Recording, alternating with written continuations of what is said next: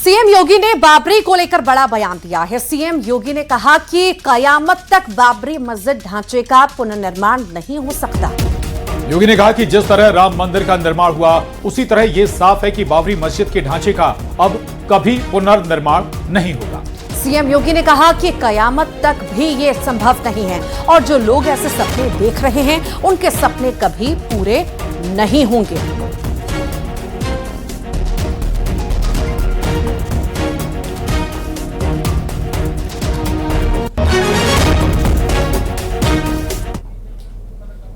कि रामलला हम आएंगे, मंदिर वहीं बन गया ना मंदिर अयोध्या में। कोई संदेह है?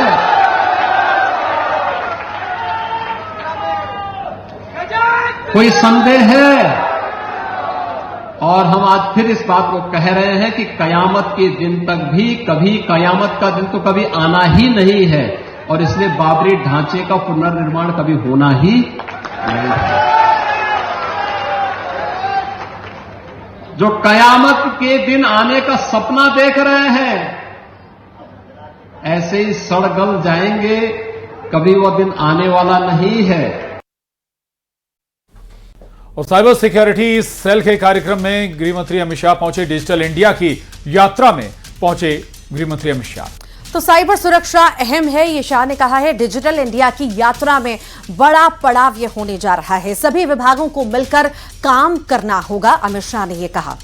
साथ ही उन्होंने कहा कि सुरक्षा के प्रयासों को हमें जोड़ना होगा। तो साइबर सिक्योरिटी सेल का ये महत्वपूर्ण कार्यक्रम। सीबीआई और I4C दोनों को बहुत बहुत बधाई देना चाहता हूं, क्योंकि एक ऐसा काम है जिसमें सरकार की कई एजेंसियां एक साथ मिलकर काम करती हैं। गृह मंत्रालय, स्वतंत्र रूप से I4C, राज्य की पुलिस, सीबीआई, NIA, ईडी, दूरसंचार विभाग, बैंकिंग सचिवालय, IT मिनिस्ट्री, RBI और न्यायपालिका, ये सभी साइबर अपराध को कम करने के लिए और रोकने के लिए संभवतः सभी प्रयास कर रहे हैं। और ये पूरे प्रयास में सबकी अपनी अपनी एक भूमिका भी है, जिम्मेदारी है। हालांकि ऐसा कोई तकलीफ नहीं है, सभी के प्रयास एक ही दिशा में है। फिर भी सभी प्रयासों को जब तक अलाइन नहीं करते हैं, संरेखित नहीं करते हैं, हम इच्छित परिणाम प्राप्त नहीं कर सकते हैं। और मुझे विश्वास है कि सीबीआई और I4C का ये अनेक सत्रों में बटा हुआ प्रयास, इस सारे प्रयासों को और सरकार के सारे विभागों को अलाइन करने में और उनके प्रयासों को संरेखित करने में बहुत महत्वपूर्ण भूमिका निभाएगा, जिससे हमें इच्छित परिणाम मिल पाएंगे। सबसे पहले मैं इस 11 साल में डिजिटल इंडिया की जो यात्रा हमारी हुई है, इसके बारे में जरूर बताना चाहता हूं। एक प्रकार से हम सब मानते हैं साइबर सिक्योरिटी बहुत जरूरी है, परंतु हमारे सामने जो काम है ये कितना बड़ा काम है, कितना भगीरथ काम है, उसका एहसास करना है। तो 11 सालों में डिजिटल इंडिया की ये यात्रा जो है भारत की, इसको हमने समझना पड़ेगा। और मुख्यमंत्री डॉक्टर मोहन यादव की अध्यक्षता में भोपाल में कैबिनेट की बैठक हुई और बैठक में कई महत्वपूर्ण प्रस्तावों को मंजूरी दी गई है। बता दें, बालाघाट जिले को लेकर कई अहम निर्णय लिए गए। बैठक के बाद कई सारे बयान भी सामने आए। आपको बता दें, कैबिनेट मंत्री चैतन्य कश्यप कैबिनेट के फैसले की उन्होंने जानकारी दी कैबिनेट बैठक में। और बालाघाट जिला नक्सल मुक्त घोषित कर दिया गया। ये वो बड़े फैसले जो कैबिनेट में लिए गए। तो बालाघाट में अगली कृषि कैबिनेट बैठक भी होगी। आपको बता दें, गेहूं का समर्थन मूल्य 2585 रुपए क्विंटल किया गया है। वहीं गुड़ी पड़वा पर्व सरकारी स्तर पर मनाया जाएगा। इसके अलावा जू में रेस्क्यू सेंटर बनेंगे, जानवरों का भी इलाज होगा। साथ ही साथ कैबिनेट से पेंशन योजना 2026 को मंजूरी मिली है। अब तलाकशुदा महिलाओं को भी पेंशन मिलेगी। इसके अलावा धरती आबा कार्यक्रम पर खर्च 366 करोड़ रुपए खर्च किए जाएंगे। साथ ही 63,000 आदिवासियों के घरों में भी बिजली पहुंचाई जाएगी। कार्यक्रम में मध्य प्रदेश ने बाजी मारी है। मात्र मृत्यु दर 173 से घटकर अब 142 तक पहुंच चुकी है। और चलिए आगे बढ़ेंगे और गेहूं में भी हमारी ये व्यवस्था रहेगी कि हम जल्द से जल्द किसानों का भुगतान उनके खातों में प्राप्त हो जाए। उनमें सबसे महत्वपूर्ण निर्णय है पेंशन योजना का।